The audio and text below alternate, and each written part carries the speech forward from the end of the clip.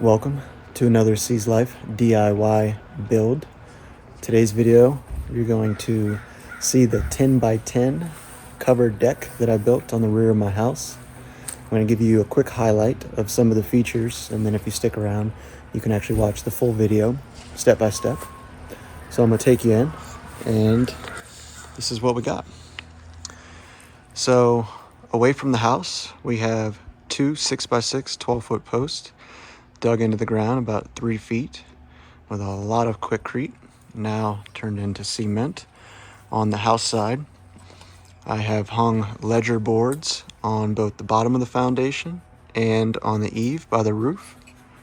These ledger boards are 2x6 at the top, and at the bottom 2x8 with 6 and 4 inch lag screws staggered. I have 2x8 joist underneath the deck with blocking on 16-inch center. And then I have just standard deck boards, 6 inches wide, just over 10 feet long with a 1/2 inch lip. I'll be able to put a lot of storage space underneath, which I'm excited about. Up top, I have 1x6 treated. These are purlings. These are the roof slats that run perpendicular to your rafters. It's what the 10 actually screws into for lateral support. I have 11-foot 26 gauge 10 that is snugged up underneath the roof line, and it overhangs about 1 foot on this end so that when I build my stairs, it'll keep the water off. I have ledger boards away from the house that I've notched into the 6x6 post. The 2x6 up here and the 2x8 down here is notched. So there's not a hanging ledger board on these posts. It's actually supported. That weight distribution is incredible. This thing is rock solid. Some other cool things to note is that I bird's mouth my rafters onto my ceiling ledger.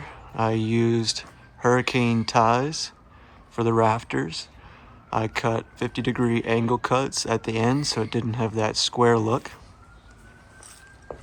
And this is just a really simple but extremely strong deck built to code in almost every area.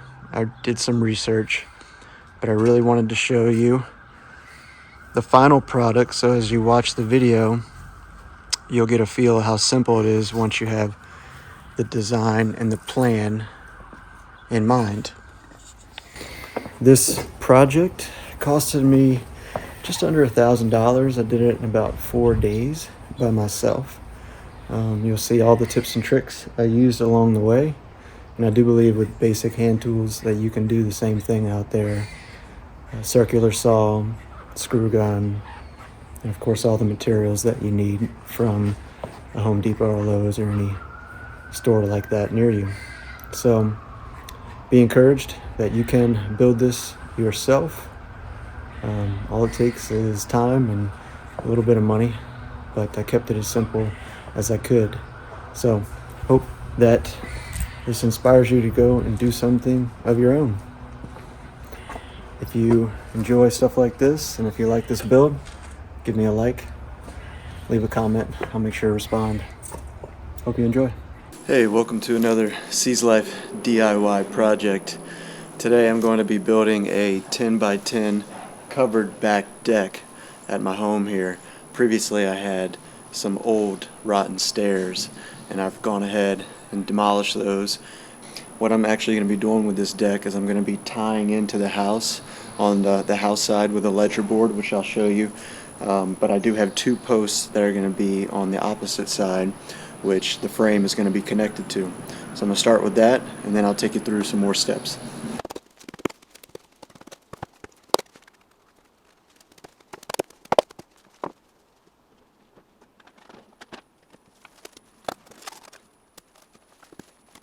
And today I finally got my deck ledger board up.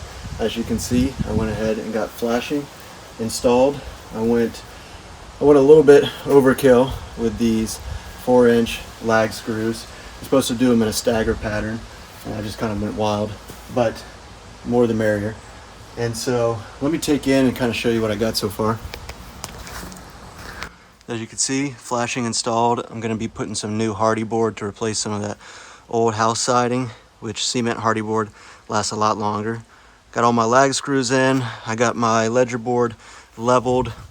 And now what I got over here is just kind of temporary. I'm getting the outside of the support done so that I can go ahead and put my post up and get it set exactly where it needs to go. And so what I'm gonna do is inside this hole here, I'm gonna pour a whole bag of 60-pound Quikrete in here. What I wanna do is kind of simulate a footer similar to any raised house, have cement on the bottom, and I'm gonna get my post up, and then I'll pretty much have my frame done.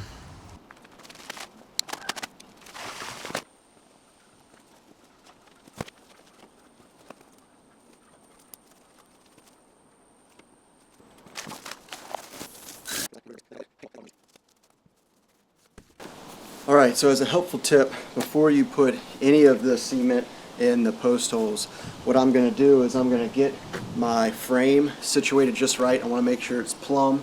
I wanna use my 90-degree to make sure that all my angles are just right so that when I put my deck boards on top, it's gonna be perfectly square. So I'm also gonna be putting the frame on the front side right here, my ledger board, which my joists are gonna attach to as they run this way. All right, so as you can see, level on both sides, and I'm gonna take my 90-degree, that's about as plumb as it gets for a non-professional. There it is. And I'm going to cut notches into both the posts to fit that 2x8 so that it sits onto for added support. All right, so what we're doing here is notching out the 6x6 post. This is where my ledger board is going to hang, so it's going to rest inside of this post. I went ahead and made my lines, and now what I'm going to be doing is I'm just going to be cutting about every 1/2 to 1 inch, just little lines, so that I can tap it out with a hammer.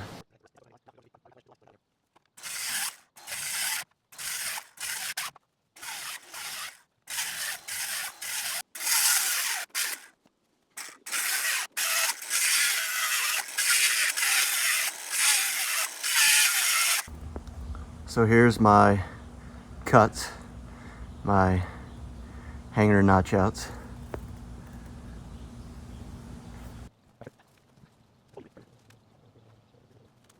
All right, I got the hardy board replaced on the house, so all that's finished, and now it's just putting up these hangers and these joists. I'm using these concealed 2x6, 2x8 hangers with SD connector screws. This is what Simpson recommends.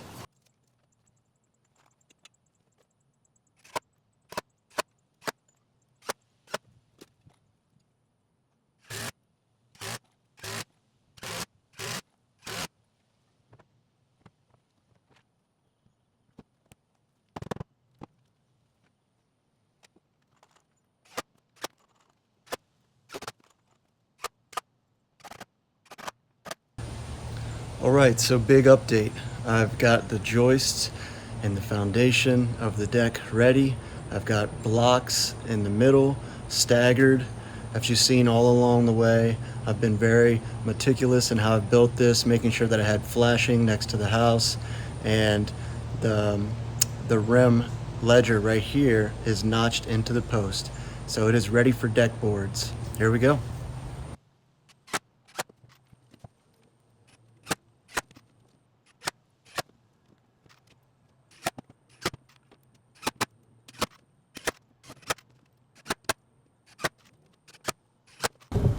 All right, it's time to get my roof ledger up. Went ahead and put the flashing on, caulked around the screw holes.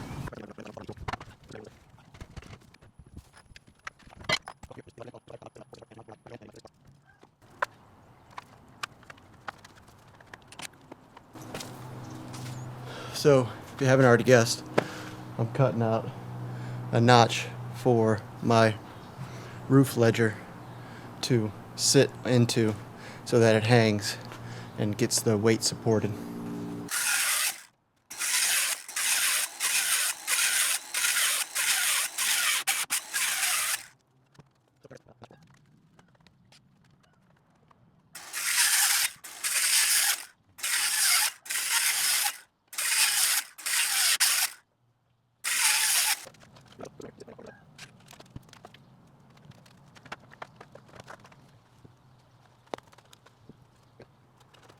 All right, so an update.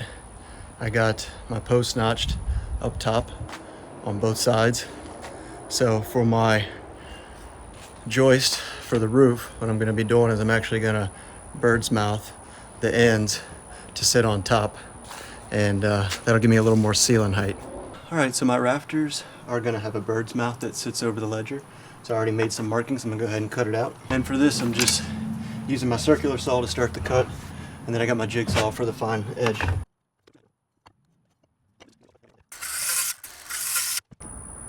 This is the first roof rafter up with the bird's mouth cut. As you can see, it runs down, meets the ledger with a concealed hanger. I think I want to fancy up the ends of these rafters. So I'm gonna make a diagonal cut. So instead of having square edges on the end of my rafters, I wanted to fancy it up. So I'm gonna make a diagonal cut. And I'm just picking 50 degrees using my T-square. Drawing my line, I'm gonna cut this out.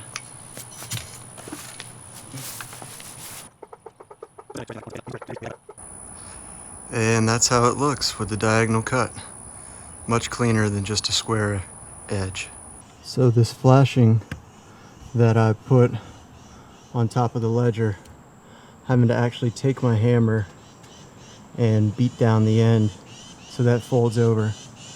I'll need that to be out of the way when I go to put my purlings on.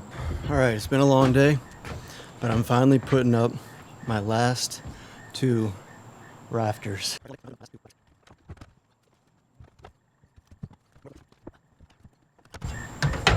On this end, I'm installing hurricane ties. Even though it's bird's mouth, again, I'm just going a little bit overboard because I want it to be as structurally sound as possible, especially because down here in the south, we're very prone to hurricanes, tornadoes.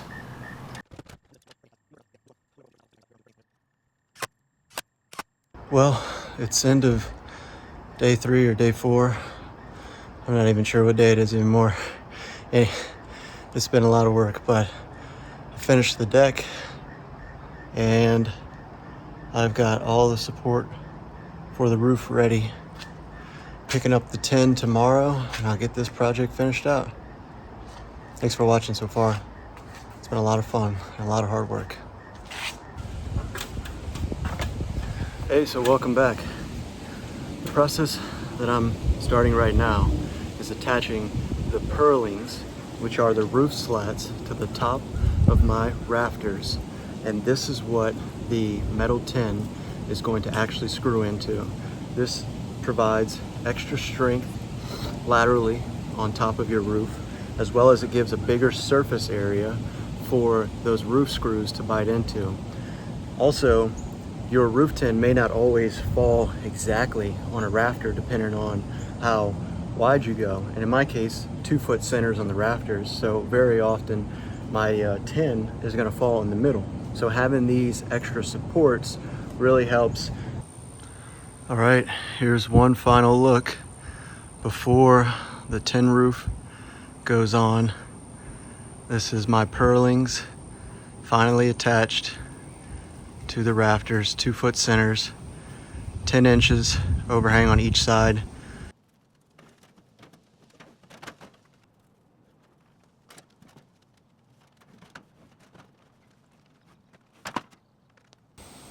All right, so I got the 10 dry fitted up there I wanted to check to make sure everything was even on all sides.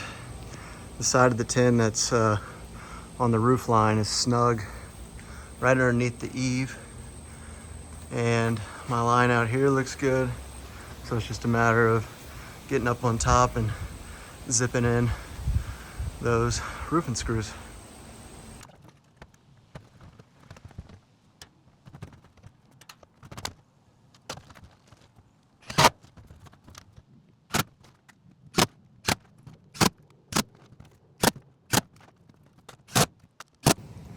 So this is the tin. Look at that, snugged up underneath the roof.